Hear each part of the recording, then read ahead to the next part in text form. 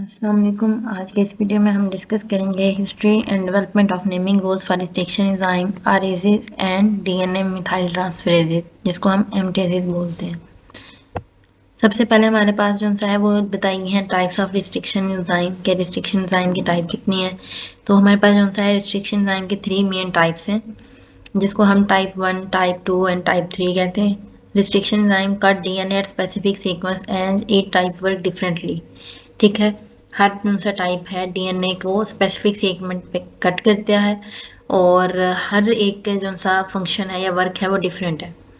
फिर उसके बाद आता है ओरिजिनल नेमिंग सिस्टम के, जो सबसे पहले स्टार्ट में हम रिस्ट्रिक्शन एंजाइम की नेमिंग करते थे वो कैसे करते थे। तो 1973 के अंदर scientist Smith and Nathans suggested a system to name restriction enzyme. They propose naming of the enzyme based on organism they were taken from. ठीक है, ये पुराना बताया गया कि पहले किस तरह करते थे। उन्होंने कहा कि जो जिस स्पीशीज से रिस्ट्रिक्शन एंजाइम लेते थे उसका उस स्पीशी के नाम पे हम एंजाइम का नाम रख देते थे। फिर उसने कहा कि the first letter came from the genus name. पहला जो लेटर है रिस्ट्रिक्शन एंजाइम का वो जेनस का नेम होता था। The next 2 letter came from the species name. ठीक है, नेक्स्ट जो उनसे 2 लेटर हैं वो स्पीशी का नेम होंगे। एक्स्ट्रा लेटर और number could be added to show different strain और टाइप्स। ठीक है, एक्स्ट्रा नंबर और लेटर्स आ जाएंगे टाइप को शो करने के लिए या किसी स्ट्रेन से अगर उनको एक्सट्रैक्ट किया है तो उसको रिप्रेजेंट करने के लिए। फिर उन्हें एग्जांपल दिया हमारे पास हिंट 2 की, is enzyme from Haemophilus influenza serotype D. ठीक है, अब हमारे पास एच क्या आ गया हीमोफिलस से, जेनस नेम से एच आ गया हमारे पास। अब हमने कहा कि स्पीशी जो सी नेम है उसके 2 लेटर लेने हैं, तो फर्स्ट वाले 2 आ गए, तो ये HIND हाइट बन गया। और अगेन जो सा स्ट्रेन को शो करने के लिए जो सा है सीरोटाइप डी स्ट्रेन जो सा था उससे इसको आइसोलेट किया गया, तो डी आ गया और साथ में 2 नंबर लग गया। फिर है इटैलिसाइज्ड लेटर।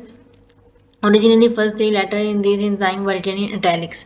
ठीक है, अब पहले ये था, अब नहीं, पहले ये था कि जो एंजाइम के पहले 3 ये वाले जो लेटर हैं इनको वो इटैलिक फॉर्म में राइट करते थे।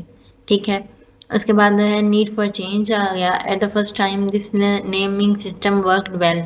स्टार्ट में ये अच्छा था when they were only a few known enzyme, जब हमारे पास बहुत थोड़ी एंजाइम थी। But as more enzyme were discovered from different species some of the abbreviations began to overlap causing confusion. ठीक है, जब हमारे पास ज़्यादा डिस्कवरीज हो गई, ज़्यादा एंजाइम आ गई हमारे पास डिफरेंट स्पीशीज है, तो फिर एब्रीवेशन जो सी थी वो आपस में ओवरलैप होना शुरू हो गई, मतलब कि कॉमन आ गई कि एक ही मतलब जो सा एक नाम पे बहुत सारी हमारे पास एंजाइम होने लगी इस सिस्टम के थ्रू, अगर इसके सिस्टम से हम नेमिंग करते थे। Also, scientists realized that each main type of enzyme could have subtypes, especially for type 2 enzyme, of which over 3,500 are known. ठीक है, फिर उन्होंने कहा साइंटिस्ट को एक और प्रॉब्लम आई कि उन्होंने अगर एक टाइप, मतलब कि हमने कहा ना कि रिस्ट्रिक्शन एंजाइम की 3 टाइप बनाई उन्होंने, टाइप 1, टाइप 2, टाइप 3।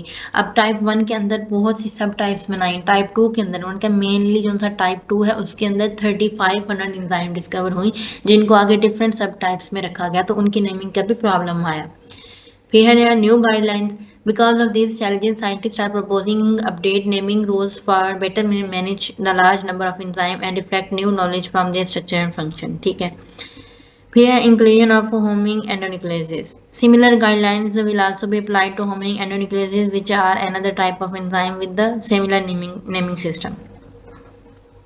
मतलब कि जिस तरह हम रिस्ट्रिक्शन एंजाइम एंडोन्यूक्लियेसिस जो है रिस्ट्रिक्शन एंडोन्यूक्लियेसिस को नेमिंग करेंगे, इसी तरह हम होमिंग एंडोन्यूक्लियेसिस हैं, ये एक और टाइप है एंजाइम की, उनको भी इसी प्रोसीजर से, इसी सिस्टम के जरिए हम उनको नेमिंग करेंगे। फिर है purpose of the document. The goal is to update the naming rules for this enzyme, not to create strict classification system. और ये जो हमने आर्टिकल पढ़ना है इसके अंदर क्या है, बताया गया है कि this paper outlines a new naming scheme that simplifies, standardize how restriction enzyme and their associated methyl transferases are named and keeping the process clear as new enzymes are discovered. फिर हमारे पास अब रूल्स आ जाते हैं कि rules जो उनसे हैं किन किन रूल्स को हमने फॉलो करना है जब हमने नेमिंग करनी है रिस्ट्रिक्शन एंजाइम की और मिथाइल ट्रांसफरेजेस की।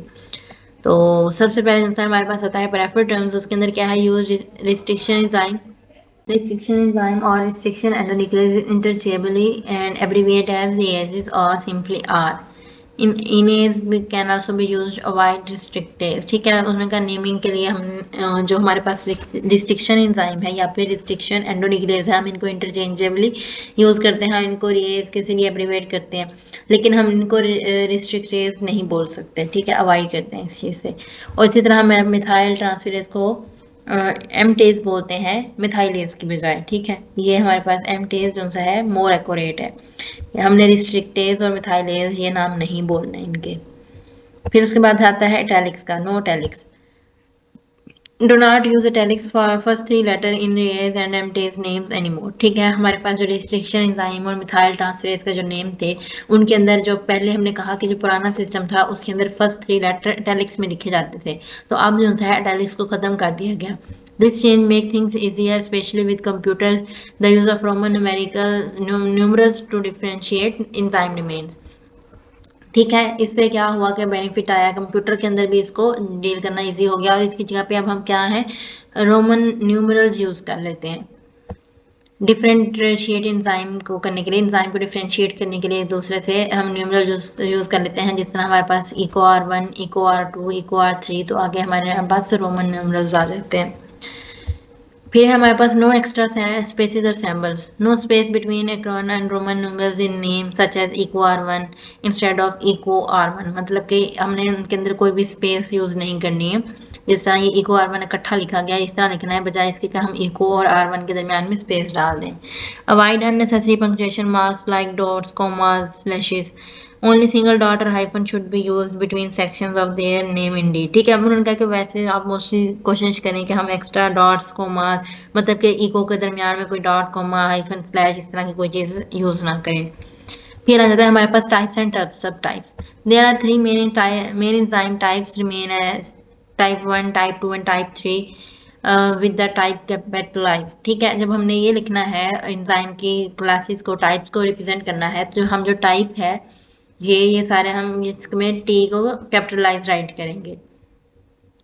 A new type 4 is added which includes enzyme that only cut methylated DNA, ठीक है। 3 हमारे पास मेन टाइप्स हैं, एक चौथी टाइप भी है रिस्ट्रिक्शन एंजाइम की, जिसके अंदर कौन सी एंजाइम आती हैं जो मिथाइलेटेड डीएनए को कट करती हैं, क्योंकि हमें पता है कि वैसे जो है रिस्ट्रिक्शन एंजाइम के अंदर, रिस्ट्रिक्शन एंजाइम के सीक्वेंस के अंदर अगर साइड के ऊपर अगर मिथाइलेटेड डीएनए आ जाता है तो वहाँ पे कटिंग नहीं होती, कटिंग ब्लॉक हो जाती है। तो फिर हमारे पास एक स्पेशल एंजाइम आ गई जो क्या थी, मिथाइलेटेड डीएनए को भी कट करती थी, तो उनको हमने टाइप 4 के अंदर ऐड कर दिया। उसके बाद है potential enzyme that are predicted based on the sequence but not yet tested a name with P suffix for putative, once tested the P is remove, ठीक है। अब वो एंजाइम आ गए जिनको हमने प्रिडिक्शन की है सीक्वेंस की बेस पे, लेकिन अभी हमने उनकी टेस्टिंग नहीं की है, हमारे पास उनकी प्रॉपर टेस्टिंग नहीं हुई एंजाइम की, लेकिन हमने सीक्वेंस की बेस पे प्रिडिक्ट कर दिया कि ये हमारे पास रिस्ट्रिक्शन एंजाइम है, तो फिर हम उनके नेम के साथ पी सुफिक्स यूज करते हैं, ठीक है। प्यूटेटिव इसको बोलते हैं, पी सुफिक्स यूज करेंगे। और उसके बाद क्या होगा, पी जो सा है अगर हमने उसको टेस्ट कर लिया, हमारे पास कंफर्म हो गया ये रिस्ट्रिक्शन एंजाइम है, तो उसके जो स्टार्ट में नेम के हमने पी लिखा होगा उस पी को हम रिमूव कर देंगे। Prefix for enzymes types, enzyme related to restriction modification system will have prefix to indicate function. अब इसके अंदर है कि when enzyme has both RAses and MTases activities, it's labeled as RM, for which example eco 571 with both activities is named as RM eco 571। अब आ गया हमारे पास कि enzyme related to restriction modification system, ठीक है। रिस्ट्रिक्शन मॉडिफिकेशन सिस्टम के साथ जो एंजाइम रिलेटेड है या उसके अंदर जो इन्वॉल्व हो रही हैं उनके प्रीफिक्स जो सा है उनके फंक्शन को इंडिकेट कर रहे होंगे, ठीक है। अगर हमारे पास इसके अंदर restriction modification system RM system के अंदर अगर हमारे पास मिथाइल ट्रांसफेरेज है तो उसके लिए हम M यूज़ करेंगे, अगर रिस्ट्रिक्शन एंजाइम है तो उसके लिए R यूज़ करेंगे। अब उन्होंने कहा कि जब हमारे पास बोथ मतलब कि मिथाइल ट्रांसफेरेज और रिस्ट्रिक्शन एंजाइम जो दोनों की एक्टिविटी आ रही हो, दोनों इकट्ठे काम कर रही हो, तो उसको फिर हम RM राइट कर देते हैं। वैसे हमने कहा कि अगर हमारे पास RM सिस्टम के अंदर कोई एंजाइम वर्क कर रही है तो अगर वो मिथाइल ट्रांसफेरेज होगी तो हम M राइट करेंगे, अगर रिस्ट्रिक्शन एंजाइम होगी तो R राइट करेंगे, लेकिन अगर दोनों इकट्ठे काम कर रही हैं तो फिर उसको हम RM आगे full stop, RM full stop उसके साथ इसको लेबल करेंगे। अब इन्होंने एग्जाम्पल दिया है कि eco 571 अभी को 571 जो एंजाइम है वो उसके पास क्या थी, दोनों एक्टिविटी थी। वो क्या है, मिथाइल ट्रांसफेरेज के तौर पे भी एक्ट कर रही थी और रिस्ट्रिक्शन एंजाइम के तौर पे भी एक्ट कर रही थी। उसका नाम जो सा है RM डॉट इको 571 रख दिया गया, ठीक है, ये उसका नेम लिख दिया गया। इसके बाद एक और चीज आती है निकिंग एंजाइम। निकिंग एंजाइम कौन सी है? For enzyme that cut DNA strand at specific mismatches such as one strand of the DNA is labeled like NT or NB will indicate which strand they cut, top or bottom। तो nicking enzyme जो से हमारे पास ये ना, हमारे पास जो सी restriction enzyme है उनकी तरह काम करती हैं, ठीक है, सेम वैसा ही प्रोसेस करती हैं, लेकिन इसके अंदर डिफरेंस क्या होता है कि ये डीएनए का एक स्ट्रैंड को कट करती हैं, ठीक है। डीएनए के दोनों स्ट्रैंड को नहीं, एक स्ट्रैंड को कटिंग करेंगी, इस एक स्ट्रैंड की कटिंग होगी। बाकी इसका रिस्ट्रिक्शन एंजाइम की तरह सेम है। तो अब उसकी बेस पे हम कटिंग के बेस पे कौन सा डीएनए का स्ट्रैंड कट हुआ है उसके बेस पे इसकी नेमिंग करेंगे। जिस अब निकिंग एंजाइम के लिए एन आ गया। अब टी जो सा है, अगर टॉप वाला स्ट्रैंड वो कट करती है तो एन टी लिख देंगे, अगर वो बॉटम वाला करती है तो एन बी उसको लिख देंगे, ठीक है। ये निकिंग एंजाइम की नेमिंग थी। तो इसके बाद हमारे पास आता है multiple enzyme in one system. इसमें है कि when two ISs and MTases genes are in one system, they get second character as a Arabic number 1 or 2 as a part of the prefix, ठीक है। अगर हमारे पास RAs और MTases जो एक ही सिस्टम में, मतलब के RM सिस्टम में काम कर रही हैं, तो इसके अंदर हमारे पास क्या है, हम जो सेकंड कैरेक्टर यूज करेंगे उसको हम अरेबिक नंबर 1 या 2 के तौर पे एज अ प्रीफिक्स यूज करते हैं। जिस तरह for example M1 dot HPHL and M2 dot HPHL। ये HPHL जो सा है MR जो सा RM जो सा है सिस्टम के अंदर ये एंजाइम वर्क कर रही होती हैं, लेकिन जब इकट्ठे वर्क कर रही होती हैं तो फिर अब हमने RAses या फिर MTases को सेपरेट करने के लिए, जो ज़्यादा दो एंजाइम है ना, तो उनको सेपरेट करने के लिए हम क्या है, अरेबिक नंबर का प्रीफिक्स यूज करते हैं 1 या फिर 2, ठीक है। तो ये सेकंड कैरेक्टर जो सा है वो यूज होता है अरेबिक नंबर। इसके बाद हमारे पास आता है abbreviation of methylated bases. Use standard abbreviation for methylated bases like M5C for 5 methyl cytosine, M for methyl and C for cytosine, और 5 नंबर आ गया। इसके बाद M4C है for N4 methyl cytosine, 4 number आ गया। मिथाइल साइटोसिन है तो फिर MC ही आएगा। एंड M6 है फॉर N6 मिथाइल एडेनिन, ठीक है। अब मिथाइल एडेनिन आ गया, M for methyl and A for adenine. तो इस तरह जो है हम मिथाइलेटेड बेसिस को एब्रीविएट करते हैं। इसके बाद है हमारे पास आइसोसिसोमर एंड नियोसिसोमर्स। तो isosomers are the enzyme that recognize the same DNA sequence. The first discovered enzyme is prototype and the other recognize the same sequence are the isosomer. Isosomer वो enzyme है जो सेम डीएनए की sequence को recognise करती हैं, ठीक है। और जो पहली एंजाइम हमारे पास आई थी वो क्या थी, हमारे पास प्रोटोटाइप थी, जो सा है आइसोसिसोमर थी। और neoschizomers are the subset of isoschizomer that cut different places within the sequence सीक्वेंस फ्रॉम प्रोटोटाइप, ठीक है। अब उन्होंने कहा कि अगर कोई सेम सीक्वेंस जो सी है, सिमिलर सीक्वेंस आ रही है हमारी डीएनए की सीक्वेंस के अंदर, तो आइसोसिसोमर जो सा है उस सिमिलर सीक्वेंस पे जाके कटिंग करेंगी, ठीक है। जबकि नियोसिसोमर जो सा है ये सबसेट ही है आइसोसिसोमर के, ये कट करते हैं डिफरेंट प्लेसेस पे विद इन द सेम सीक्वेंस फ्रॉम प्रोटोटाइप, ठीक है। अब प्रोटोटाइप मतलब कि आइसोसिसोमर जहाँ पे कटिंग करते हैं, नियोसिसोमर उससे डिफरेंट प्लेस पे कटिंग करते हैं, लेकिन करते सेम सीक्वेंस के अंदर ही हैं, ये इसके अंदर है। इसके बाद आता है naming of solitary MTases. Solitary MTases not linked to REases are named with M plus the name of their organism और virus. For example name MTases in E coli K12 is called M.EcoK. इसके अंदर जो सा है उन्होंने कहा कि इसके अंदर रिस्ट्रिक्शन एंड न्यूक्लियोसिस का कोई रोल नहीं होता। तो ये अकेली जो सी है इनको हम कैसे नेम करते हैं, पहले जो सा है हम M यूज करते हैं, M के साथ हम जो सा है ऑर्गेनिज्म या फिर जो वायरस है हमारे पास, बैक्टीरिया वायरस कुछ भी है, उसका नेम यूज करते हैं।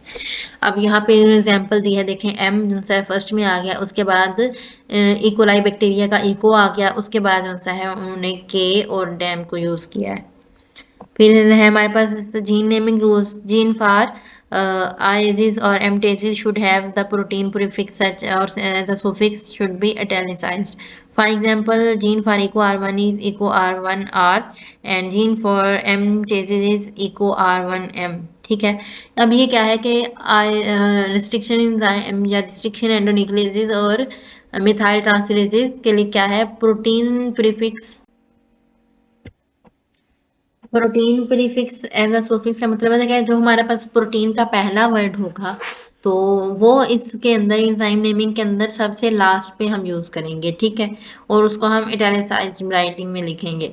तो देखो EcoR1 जीन है, अगर ये प्रोटीन बनाएगा तो वो प्रोटीन जो सी है वो इटैलिक फॉर्म में लिखी जाएगी और प्रोटीन का जो सा पहला वो नेम का होगा वो लास्ट पे आएगा। प्रोटीन प्रीफिक्स जो सी है वो एज अ सुफिक्स यूज होगी, एंड पे आएगा। तो और इसी तरह जो सा है EcoR1 मिथाइल ट्रांसफरेजेस के लिए EcoR1M यूज करेंगे। उसके बाद हमारे पास है multiple genes for one enzyme. If one enzyme needs two genes to function, label the two parts as A and B. For example, BVC1 is made up of two parts, R.BVC1A and R.BVC1B. ठीक है, उन्होंने कहा कि हमारे पास दो gene हैं, हमने enzyme को वर्किंग के लिए दो जीन चाहिए हो, तो जिस तरह हमारे पास कौन सी एंजाइम है, उन्होंने एंजाइम की एग्जांपल दी है BBVC1। ठीक है, उसने कहा कि ये जो है इसके अंदर क्या है, दो पार्ट से बनी हुई है, दो जीन से बनी हुई है, जिसके बाद हम उस आर शुरू में लगा देंगे रिस्ट्रिक्शन की वजह से, R.BBVC1A एंड R.BBVC1B। तो ए और बी के जरिए हम इनको क्या है डिफरेंशिएट कर देंगे। These update guidelines help standardize enzyme names, making it easier for researchers to use and search them in the scientific literature.